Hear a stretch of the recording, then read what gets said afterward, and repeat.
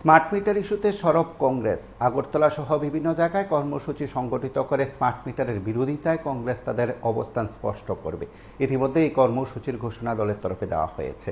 আমরা সার্বিক বিষয়গুলো নিয়ে কথা বলছিলাম। আমাদের সঙ্গে কথা বলছিলেন কংগ্রেস বিধায়ক সুদীপ রায় বর্মন। তিনি স্মার্ট মিটার ইস্যুতে কি বলছেন আমরা একবার শুনবো। মানুষের মধ্যে এই স্মার্ট মিটার নিয়ে একটা কনফিউশন তৈরি হয়েছে। এটা কারেক্ট মিটার রিডিং দেবে, বেশি দেবে কিনা, কি হবে সেটা আমি এই মুহূর্তে দাঁড়িয়ে সেটা নিয়ে কোনো বিতর্কে জড়াতে চাইছি।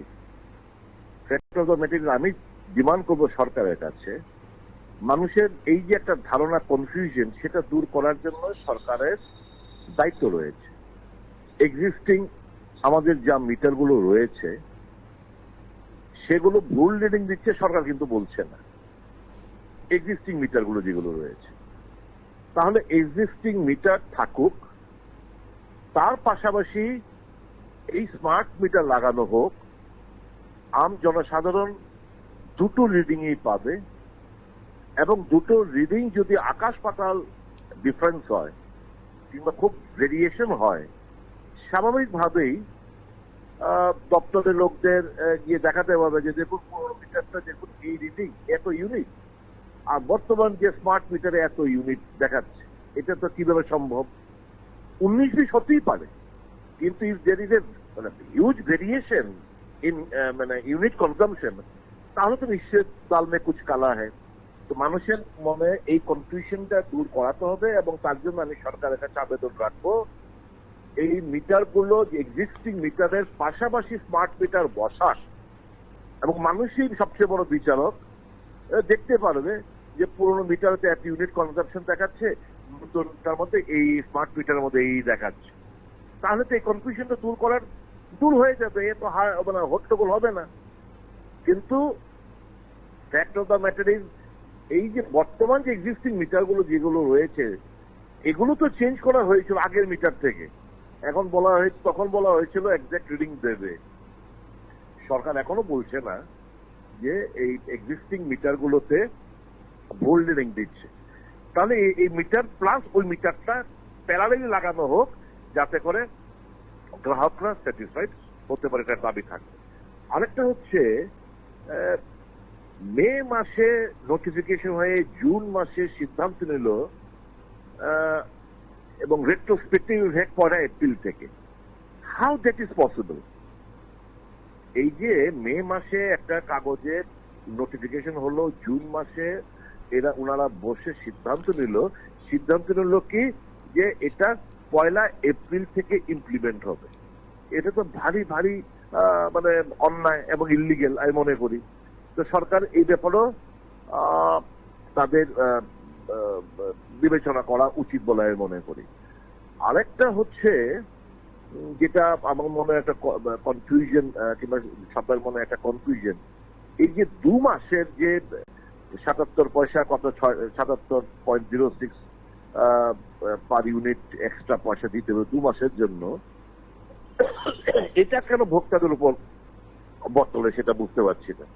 এখন এটার প্রেক্ষিতে দেখতে পাচ্ছি যাদের গত মাসে কারো 2000 টাকা ছিল, এখন 4200 টাকা চলে আসছে, এরকম দারুণ ভাবে বৃদ্ধি পাচ্ছে। আমার মনে হয় সরকার এটাকেও বিবেচনার মধ্যে রাখা উচিত। এবং স্বাভাবিকভাবেই এটা তো সার্ভিস দেওয়ার জন্য মানুষের উপর ট্যাক্স বসিয়ে এটা মিনিমাইজ করাটা উচিত। এটা সার্ভিস প্রোভাইডার এরা।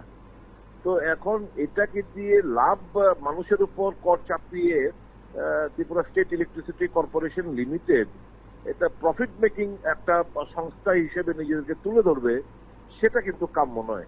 সরকারকে বিবেচনার মধ্যে আনতে হবে যে মানুষের আয় বৃদ্ধি পাচ্ছে না, কিন্তু প্রত্যেকটি জিনিসের, নিত্য প্রয়োজনীয় জিনিসের দাম হু হু করে বাড়ছে। ইলেকট্রিকের দাম বেড়ে যাচ্ছে, গ্যাসের দাম বেড়ে যাচ্ছে, সিএনজির দাম বাড়ছে, সমস্ত কিছু দাম বেড়ে যাচ্ছে। কিন্তু মানুষের আয় কিন্তু, যদি সরকারি কর্মচারীরা বলেন, এমজিএগার শ্রমিকরা বলেন, শ্রমিকের মজুরি বলেন, কোনোটাই কিন্তু বৃদ্ধি হচ্ছে না।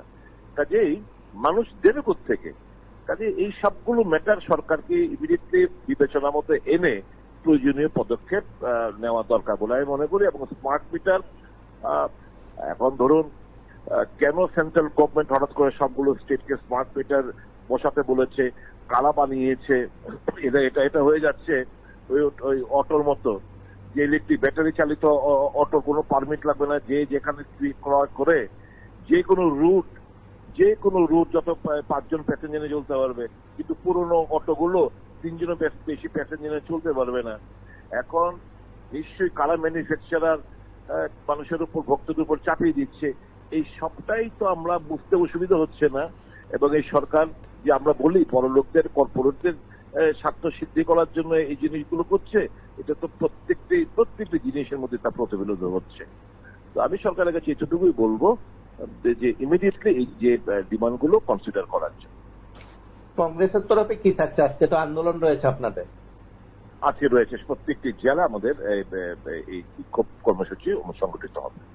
আপনারা কংগ্রেসের তরফে কি বক্তব্য রাখবেন সরকারের কাছে? হ্যাঁ, কংগ্রেসের তরফে সরকারের কাছে কি বক্তব্য রাখবেন? লাগবে নিশ্চয়ই। যখন ওরা বিক্ষোভ প্রদর্শন করবে নিশ্চয়ই এই বক্তব্যগুলো তো নিশ্চয়ই রাখবেন ওনারা। আরেকটা বিষয় লক্ষণীয়, পশ্চিমবঙ্গে বিজেপি স্মার্ট মিটারের বিরোধিতা করছে। বিজেপির বর্ষিয়ার নেতৃত্ব তাতে প্রতিক্রিয়া ব্যক্ত করেছেন। দুই দিক থেকে বিষয়টি উঠে আসছে। এরা তো দ্বিচারিতা ভরপুর রাজনৈতিক দল, এদের কথা আমি খুব একটা গুরুত্ব দিই না। এক জায়গায় এক তাদের সুবিধা অনুসারে, this are all political statement. আমরা we are concern for the welfare of the people. মানুষ অসুবিধা, মানুষের মধ্যে কনফিউশন, মানুষের মধ্যে পকেট কাটা হচ্ছে, সেটা নিয়ে আমরা বক্তব্য রাখবো। এরা তো এক জায়গায় এক রকম ছদ্মবেশী, এরা এক জায়গায় দ্বিচারিতা ভরপুর রাজনৈতিক দল। তাদের যেখানে যেটা সুবিধা সেভাবেই তারা কথাবার্তা বলবে। এদের কোনো রাজনৈতিক স্ট্যান্ড আছে না। আমি রাজনৈতিক বক্তব্য রাখতে চাই না। আমি একজন বক্তা হিসেবে একজন মানুষের যে পেইন, সেই পেইনটা ফিল করে আমি কথাগুলো বললাম। এবং উচিত যে 2টো মিটারই বসানো উচিত। আগেরটা থাকুক, এখনটা লাগাক, মানুষই বিচার করতে পারবে কোনটা কত ইউনিট কনসাম্পশন হচ্ছে। হ্যালো, আপনারা শুনলেন। এবং সেখানে তিনি যে বক্তব্যটা রেখেছেন যে কংগ্রেসও বিষয়গুলো নিয়ে কথা বলবে। আন্দোলন আর কিছুক্ষণের মধ্যেই কংগ্রেসের আন্দোলন কর্মসূচি সংগঠিত করা হবে। আপনারা দেখতে থাকুন PB24।